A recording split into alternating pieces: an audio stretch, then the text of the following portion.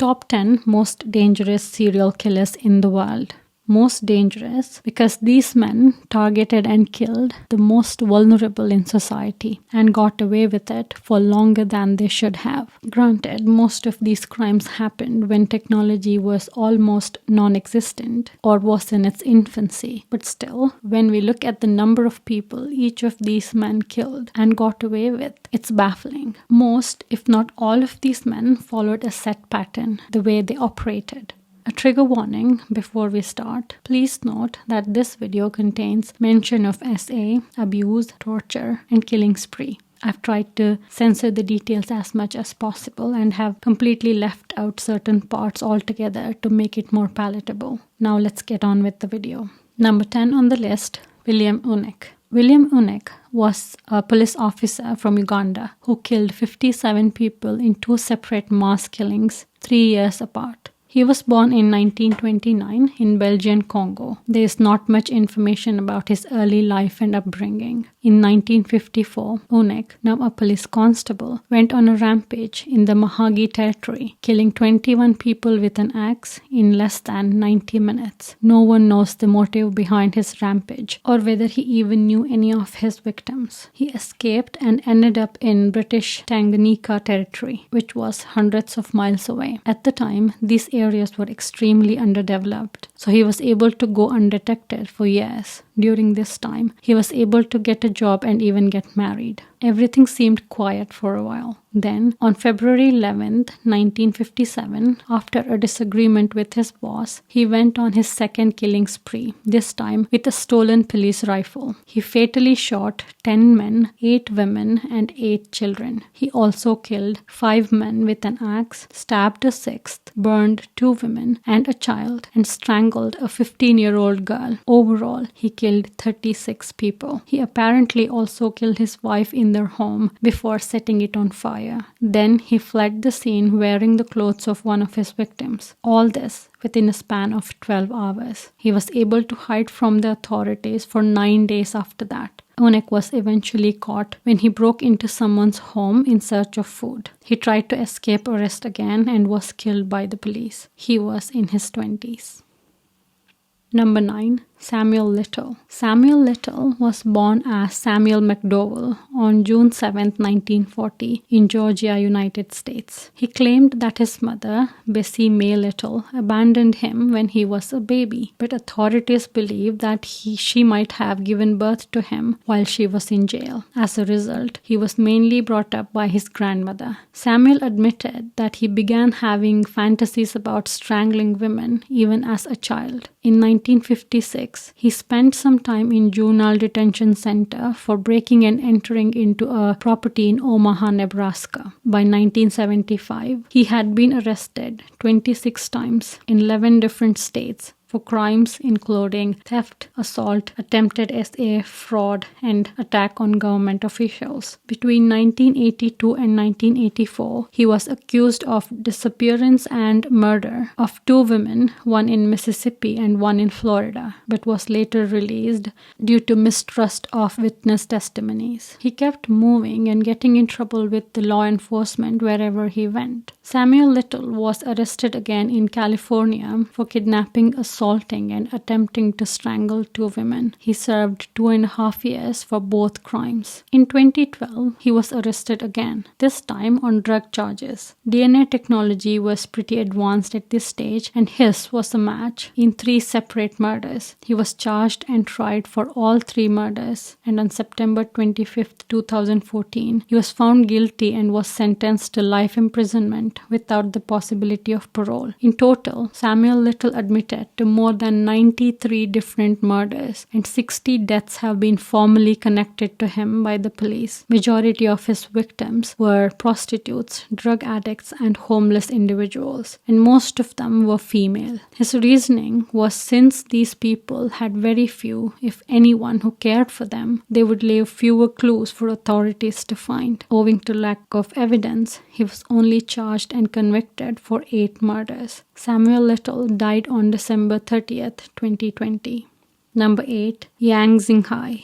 Yang was born on 29th July 1968 in Zhengyang County, Henan, eastern China, in a village of just 2,000 houses. He was the youngest of 4 siblings, and his family was the poorest in the village. Yang has been described as a very intelligent but introverted young man with sociopathic tendencies. In 1985, at the age of 17, he dropped out of school, refused to return home, and began his wanderings around China, working as a piece worker. His first trouble with the law was innocent enough. He was arrested for theft and later released. First time he was arrested for assaulting a woman and spent time in jail. They say something in him changed. He spent 3 years in jail for that crime, and once he was out, he began an endless series of murders and essays that made headline news in China for the next 4 years. He targeted homes at night. He would break in and assault and kill all the occupants. His choice of weapons made the murders even more gruesome. Sometimes he assaulted and killed only the women, and sometimes he murdered entire families, including children. Then he wore clothes and shoes he stole from his victims before moving on to another location in search of new victims. Because of his choice of weapons, his crimes were always bloody and heinous. His victims oftentimes beaten so badly that they were unrecognizable. He was convicted of at least 67 murders and 17 essays and was given death penalty. His statement after his conviction was chilling. He said, "When I kill, I feel the desire to kill again. This drives me to kill. I don't care if my victims deserve to die or not. I don't give a damn. I have no desire to be part of society. Society is not my problem." Number 7. Kanpatimar Singh. Very little information is available on one of the most prolific serial killers in India. He was born in 1952 in Jaipur, Rajasthan. He killed at least 70 people just for the pleasure of it. A source says that he sat in the dark alleys at night, covered himself under a blanket, and surprised the unsuspecting man or a woman with a strike. He killed his victims by hitting them with a hammer on the neck behind the ears, which is called Kanpati, hence the nickname Kanpatimar. He was convicted in 1979 and was hanged on 16th May 1979. He was just 26 years old. By his own admission, he killed people just because he felt like it, and before he died, he repented his actions. His last words before he was hanged were, "I have murdered in vain. Nobody should become like me." Number 6. Pedro Rodriguez Filho. Rodriguez, also known as Killer PT, was a Brazilian serial killer born on 29th October 1954. He was born with a bruised skull as a result of his father kicking his pregnant mother on the belly during a fight. He claimed he felt the urge to kill for the first time at the age of 13. When in a fight with an older cousin, he pushed the young man into a sugarcane press, almost killing him, and had considered leaving him there to die before electing to save him. Rodriguez was known for pursuing and killing suspected criminals as a teenager. His pregnant girlfriend was murdered by a gang, and in retaliation, he killed that entire gang. When he was arrested, he was officially sentenced for 71 murders, but he claimed to have killed over 100 drug dealers. Although he was sentenced to 126 years of imprisonment, he was released in 2007 because Brazilian law at the time prohibited anyone from spending more than 30 years behind bars. He served 34 years in prison, about 25 weeks per murder. On 15 September 2011, Rodriguez was arrested again. He was sentenced to 8 years on charges of riot and deprivation of liberty. Since his second release from prison in 2018, he said he was reformed from his self-declared vigilantism and vowed not to commit any more crimes. Rodriguez became a YouTuber, maintaining a YouTube channel, giving his opinions on modern crimes. He became sort of a celebrity. At about 10 a.m. on 5th March 2023, Rodriguez was shot and killed by 2 men firing from a car, who then fled in another car, so no suspects have been arrested. Number 5.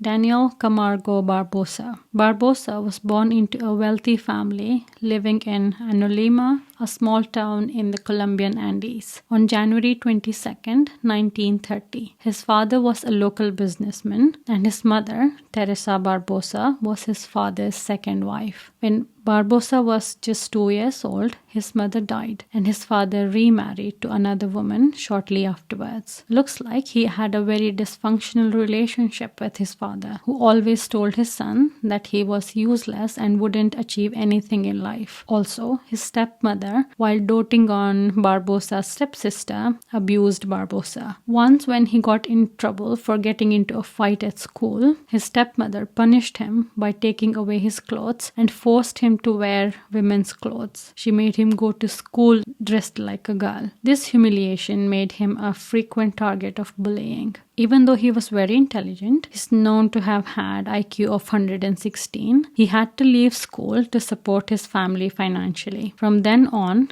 Barbosa developed an intense hatred for women and everything feminine. He was first arrested in Bogota in 1958 for petty theft. His main crimes were assailing young innocent girls after drugging them with sleeping pills. Initially, he didn't kill them, but once a girl escaped and reported him. He was sentenced to 8 years in prison. After his release, instead of changing his ways for the better, he decided to kill his victims, eliminating any chances of them escaping and reporting him. It is believed that he assaulted and killed more than 80 girls in Colombia. He was convicted in one case, assault and murder of a 9-year-old, and he was sentenced to 30 years in prison in 1977. In 1984, he escaped from prison, and the Colombian authorities thought he died at sea, eaten by the sharks. Little did they know he escaped to Guayaquil via Ecuador around 5th or 6th December 1984, and between 1984 to 86, he murdered 54 more girls and women. Police initially believed that this was a work of a gang, not being able to comprehend that one man could murder so many women without ever being caught. Eventually, when he was arrested, he confessed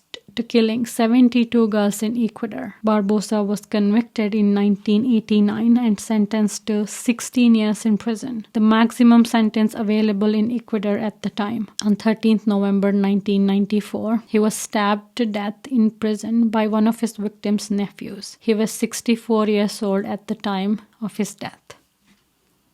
Number 4. Mikhail Popkov. Mikhail Viktorovich Popkov, born on 7th March 1964, is a Russian serial killer, rapist, and necrophile who committed SAN murder of 78 girls and women between 1992 and 2010. He worked as a police officer and later a security guard at an oil and chemical company and at a private farm. He is known as the werewolf for the particularly brutal nature of his crimes. He would extensively mutilate the bodies of his victims and perform questionable acts on them. As with most of these killers of the time, not much is known about his personal life. He was married at one point and has a daughter. From 1992 to 2010, Popkov killed dozens of women between the ages of 16 and 40. Popkov targeted women who did things he considered immoral, such as going to parties without a male chaperone. His usual tactic for luring women was to go out at night wearing his police uniform, find a potential victim, and offer them a lift in his police car. Then he would drive them to a remote location where he forced them to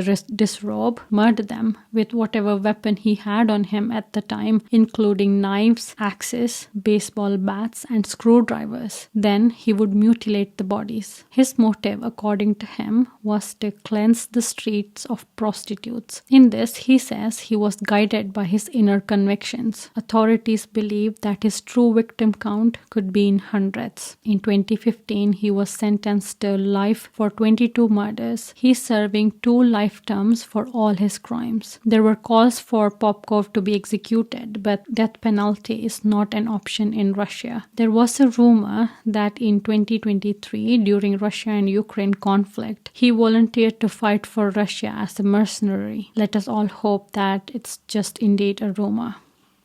Number 3, Javed Iqbal, a Pakistani serial killer who confessed to the abuse and murder of over 100 young boys, ranging in age between 6 to 16. Iqbal strangled the victims, dismembered the corpses, and dissolved them in acid as a way to conceal the evidence. Iqbal was the 6th of 8 children of his businessman father. Unlike many people who came before him in the list, he seemed to have had a fairly normal childhood. He was even college educated. In 1978, while still a student, he started a steel recasting business and lived in a house by himself. It is said that he lured young, impoverished boys to his house under the guise of giving them work and food and shelter. His victims were mostly orphans or runaways. They had nowhere else to go. So even when he abused them, they stayed because it was still better than where they came from. Also, when they went missing, no one came looking for them. In December 1999, Iqbal sent a letter to police and a Lahore newspaper confessing to the essay and murder of 100 runaway boys, all aged between 6 and 16. In the letter, he claimed to have strangled and dismembered the victims and disposed of their bodies using hydrochloric acid. Then he dumped the remains in a local river. Inside Iqbal's house, police and reporters found bloodstains on the walls and floor, along with the chain with which Iqbal claimed to have strangled his victims, and photographs of many of his victims in plastic bags. At the time of his sentencing, the judge passed the sentence saying, "You will be strangled to death in front of the parents whose children you killed. Your body will then be cut into 100 pieces and put in acid, the same way you killed those children." Of course, such punishment was not allowed. On October 19th, 2001, Iqbal was found dead in his jail cell.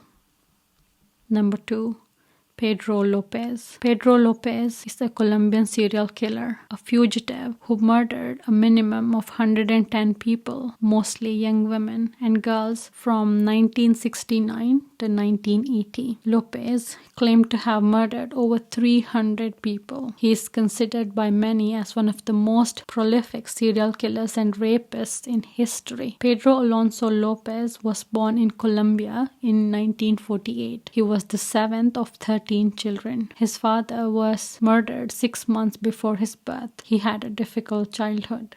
Pedro was banished from the house at the age of 8 when his mother caught him attempting to molest his sister. Homeless, he wandered the streets of Bogota and frequently became a target of essay and abuse. In 1969, Pedro Lopez was sentenced to 7 years in prison for auto theft. During this period, he was brutally assaulted by 4 other inmates. Days later, he hunted down the inmates and killed them in retaliation. The killings were ruled as self-defense, and only 2 years were added to his sentence. Once he was released from prison in 1978, he moved to Peru. Later, he admitted that during this period, he killed over 100 young women. His victims were mostly homeless or runaways and girls from indigenous tribes whose disappearance, even when reported, was never taken seriously. Even when the authorities noticed increase in number of missing girls reported, they attributed it to human trafficking. So you can imagine what kind of numbers Pedro was raking up wherever he traveled in South America. When he was eventually arrested, he boasted to his cellmate that in total he had murdered over 200 girls in Ecuador, some 10s in Peru, and many more in Colombia. He described his modus operandi as first luring the victims away from public spaces with a trinket before assaulting and strangling them with his bare hands. He also claimed that he would occasionally exhume the victims' bodies from their burial site and have tea parties with them. When asked about his motive for the murders, Lopez reportedly said,